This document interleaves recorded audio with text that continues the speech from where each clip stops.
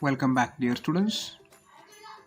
In today's session, we will continue with the types of migration. Let's begin here with the new type of migration that is called by the name the voluntary or forced migration. Try to understand the difference between these two and how and why this type of migration causes and takes place. Some people try to migrate voluntarily, in the sense freely or by their own choice. It can be because of the living conditions in their home country and that are not favorable for them. So there can be several reasons why the living conditions are not favorable in that country. But they do not like or they are not satisfied with the facilities that are provided by the government.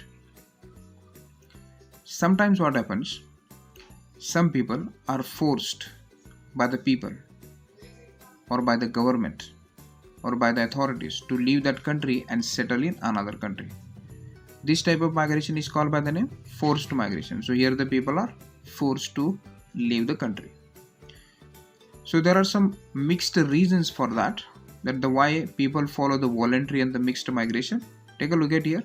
Depleting sources. The natural sources like water, the forest and the mines are being depleted because of the population increasing. Second, there is lots of pollution and the disappearance of erstwhile means of livelihood. Suppose in one place you are living and your livelihood is dependent on the forest products, and now these forests are being cleared at a large extent in order to provide the houses and the industries for that area. Now as you are not getting more benefit from the forest, definitely you will leave that place. So you have to change the life or livelihood because of the disappearance of erstwhile life. Somewhere the farmlands are vanishing.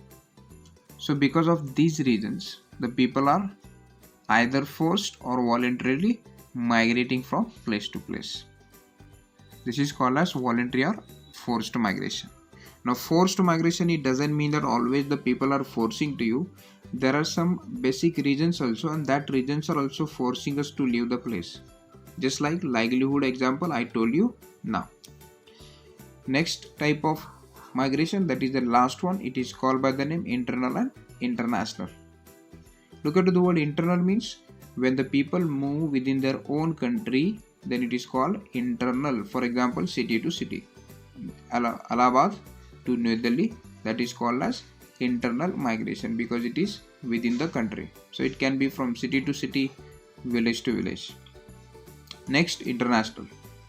International in the sense the migration that takes place from country to country. So just like Mexico to USA, this is called as international migration. So these are the general types of migrations we have, but the choice is dependent on the people, and accordingly people move from the place to place. And these are some of the basic types of migrations we have discussed. Now what happens here, some country may lose the people, some country may get the people. It's because of migration. Now this migration can cause a huge impact on both the countries, especially from the socio-economic conditions, and they are facing both advantages and disadvantages. So we can understand that the country may get the advantages or disadvantages, and here we will learn both the perspectives. Let's try to understand here. The first one, the impact of migration on the country of origin, from where the people are living. Okay, that country faces some advantages and disadvantages. What are the advantages? The first one, number of people are less, so government will not struggle to provide the food or the other facilities to the remaining people in that country. That's a plus advantage. Next, as the population is moving from one country to another one, the country from where the people move, that country should not or is not dependent on lots of natural resources. So here the pressure on the natural resources automatically reduced. Next one, there is no competition for the job. Less number of people, they can get the job easily, so there is no competition for the job also. And next one, the foreign money, because the people, those who migrated to the other countries, they will be sending the foreign currency to their home country, so home country may get lots of foreign exchange. So these are the advantages one country have. What are the disadvantages? The majority of the people, those who travel or those who migrate from one country to another, they belongs to younger age. Now if majority of younger age people are leaving to the country, then what the original country will get it? The origin country will have to face the problem of development, because the development is dependent on younger people and they are called as the backbone of the economy.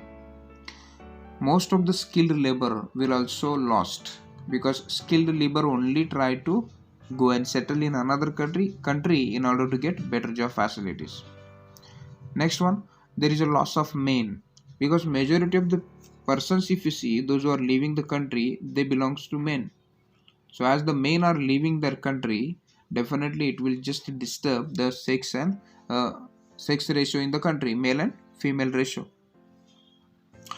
As majority of the people leave their family, maybe permanently or temporary, there is just a breakup of the families, and also the traditional customs or social structures what we are following, that is broken, and people move to the another country. And last one, as majority of the people leave from that country belongs to the younger age, only the old age people remain in a great quantity. Now these old age peoples, it is the responsibility of the governments to take care and provide the better hospital facilities to them. So government has to spend more amount of money on the management of these peoples. About what are the advantages and disadvantages the destination country may have. Destination, you left India and went to USA. So USA is your destination country. That country will have some advantages and disadvantages. What are the advantages? The first one, the government can overcome the labor problem, because that country may have the minimum population, and as they are having the minimum population, they are always facing the shortage of labor, and this shortage of labor can be compensated by the migrants.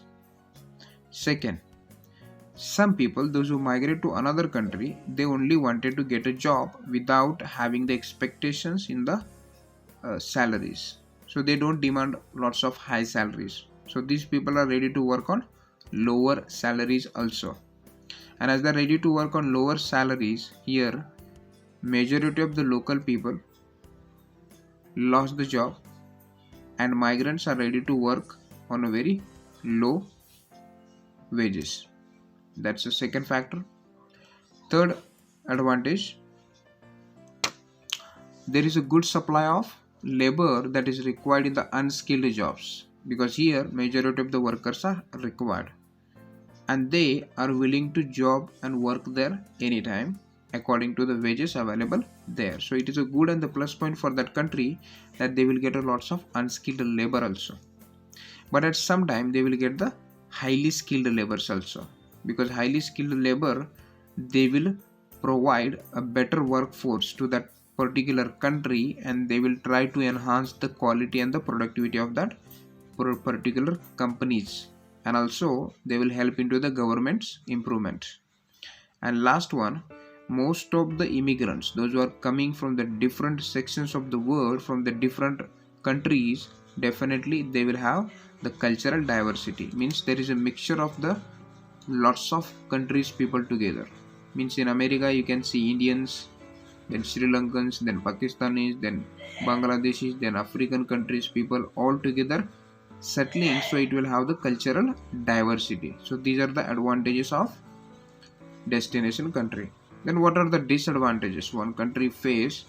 First one, they are not knowing the local language. As they are unaware about the local language, they will face the problem into the workstations. So wherever they are working, they will face some amount of problem of language, because in America if you want to settle, you need to know the language, that is English. Okay, then UAE Arab, if you want to settle, then you need to have the Arabi language, you should know about that. So if you are knowing, then you can do it. If you are not knowing, then there is a bit problem. So this is the first disadvantage. Second, cultural and the racial ethnic diversities bring about racial tensions. Many countries people, many different religions, different sects, they all are living in one country. Definitely locals and the migrants, their language is different, their religions are different, so there will be racial tensions. And because of that, sometimes there can be riots and there can be some kind of a problems or the clashes between these racial uh, cases. Next, we have the high pressure on the resources and jobs. As the people inflow is more and more, people's flow is more and more, there is a lots of pressure on the government to provide them better facilities and also provide them jobs.